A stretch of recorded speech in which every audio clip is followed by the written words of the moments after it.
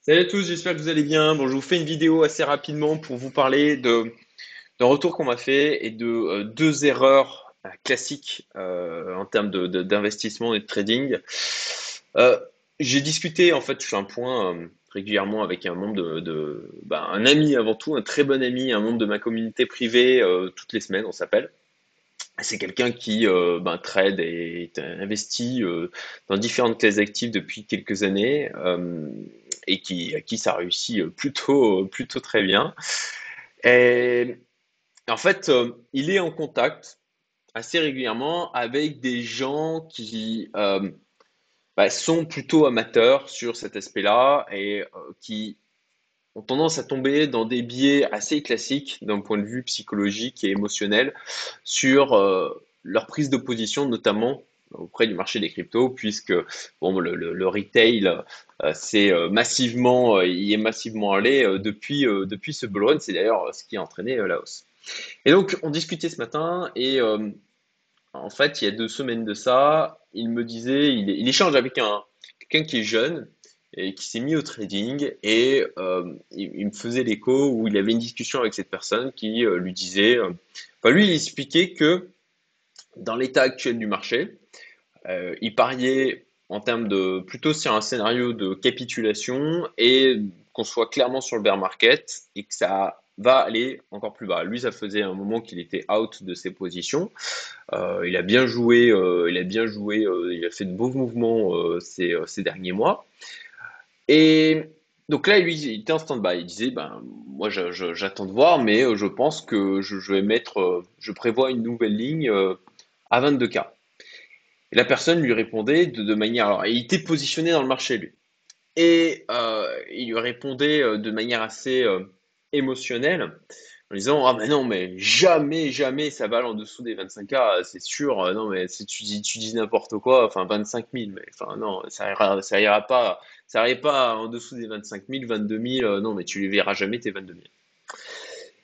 Et donc bon bah voilà, il me faisait ce retour d'expérience. Alors comme je disais dans ma vidéo d'hier, ça fait écho avec des échanges que j'ai eus en commentaire, les mots jamais et toujours ou enfin les certitudes comme ça, il faut les bannir de votre vocabulaire et les bannir de vos chemins de pensée, en fait.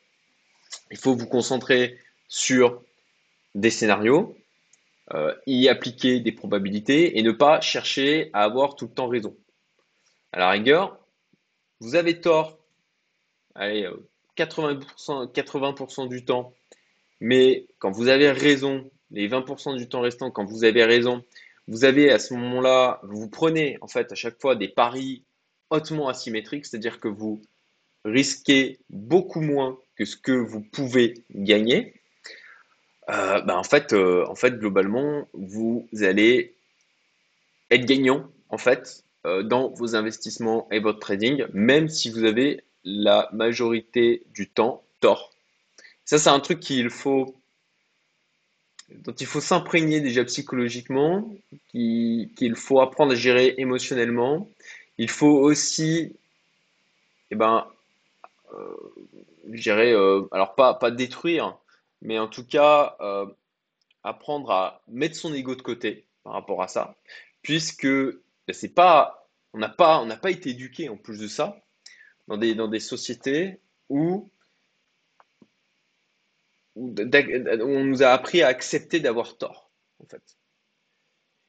Et ça, c'est typiquement une disposition d'esprit que les investisseurs en private equity, les business angels qui réussissent, je pense notamment à Pascal qui est intervenu dans ma communauté privée, qui nous expliquait voilà son parcours et comment il avait accumulé comme ça des dizaines de millions en pure private equity, quoi, qui d'ailleurs se mettait sur le marché des cryptos et qui là, c'était très difficile pour lui parce que, en fait, vous pouvez appuyer sur un bouton au niveau des cryptos pour rentrer très rapidement et pour sortir très rapidement. Et donc, il se retrouvait confronté à de la gestion émotionnelle et psychologique auquel il n'avait jamais été confronté avant. Et donc, ces gens-là, en fait, c'est exactement ce qu'ils font, et c'est exactement ce qu'ils nous expliquaient, c'est de mettre des petits tickets dans des tas de projets différents. Alors bien sûr, il faut ramifier les projets, hein. L'objectif, c'est pas de tirer à tout va.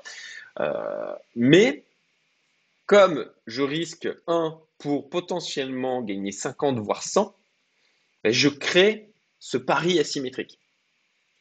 Et même s'il a tort 80% du temps, en fait, les 20% où il a raison, ben, ça suffit largement pour être ultra gagnant, quoi.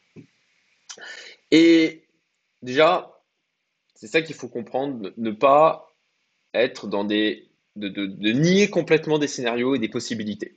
Ça, pour moi, c'est le chemin vers l'échec. Ensuite, d'accepter que dans nos stratégies, on aura potentiellement souvent tort. Si, si bien sûr, il faut prendre des paris symétriques. Et c'est là où je voulais en venir avec cette même personne, c'est que le positionnement il s'était positionné autour des 30K, euh, et donc il visait jusqu'au 38.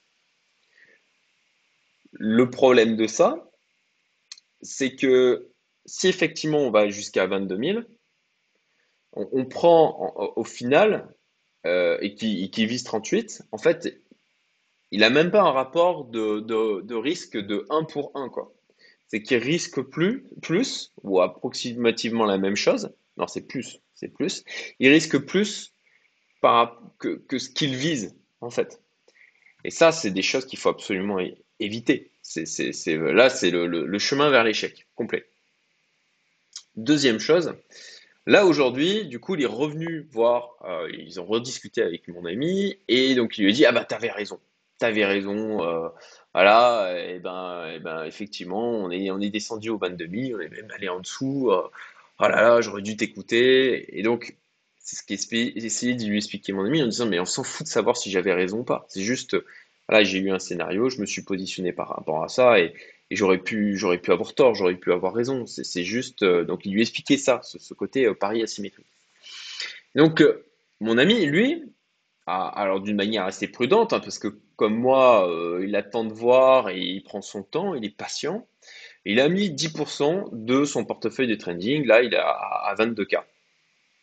Et donc la personne en question lui dit, ah bah non, moi je rentre pas à 22K parce que je suis sûr on va aller. Et encore une fois, la même erreur, je suis sûr, on va aller moi je me repositionnerai entre 15 et 20K. Et avec une fourchette assez large comme ça, sans plan concret. Et le problème de ça, c'est que déjà, il y a encore cet aspect certitude, mais en plus de ça, vous vous dites, OK, entre 15 et 20K. OK, bah déjà, il faudrait quand même définir des paliers, quoi. Peut-être à la rigueur dire, OK, bah, je mets, je sais pas, 10% de mon portefeuille à 18, 20% à 16, j'en sais rien. Il faut prévoir un plan, quoi. Et le danger de ça aussi, c'est que quand on arrive entre ces 15 et 20K, si tant est qu'on arrive entre 15 et 20K, parce que pour ma part, d'avoir ce type de retour avec des gens comme ça qui se disent maintenant j'attends le Bitcoin entre 15 et 20K, ça a plutôt tendance à me faire dire que il ira pas tout de suite.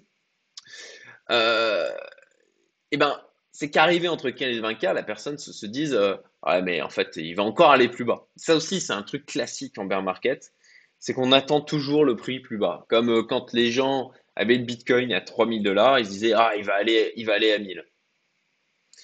Donc alors je sais que ça peut paraître, comment dire, en contradiction avec le fait hier où je partageais une analyse où quelqu'un estimait qu'on pouvait aller jusqu'à 8K.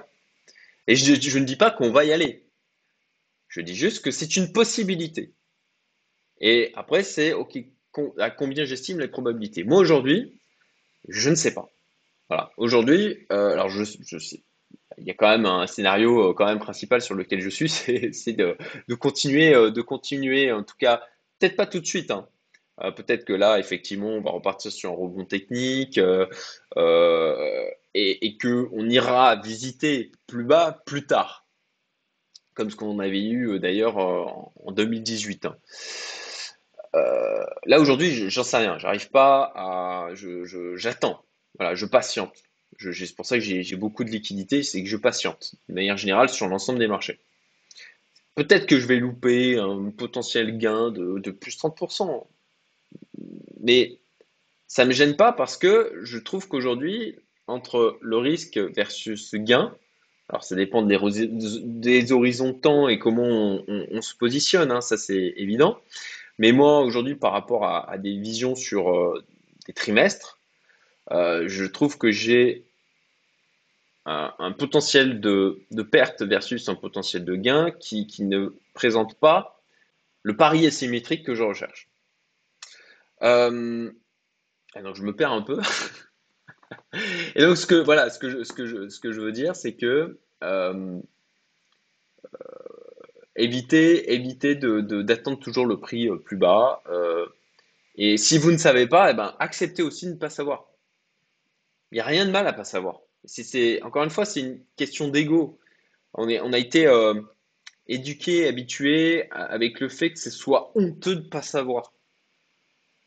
Mais ça n'a rien de honteux. Je pense que c'est sage, justement, accepter de ne pas savoir et potentiellement, bah, soit de chercher à se renseigner, à chercher à comprendre, à fouiller, à se former, soit tout simplement, parfois, quand on n'a pas les éléments, d'attendre. Voilà, bah écoutez, c'est fini pour la vidéo. J'espère que ça vous sera utile comme d'habitude. Likez, partagez, mettez des commentaires.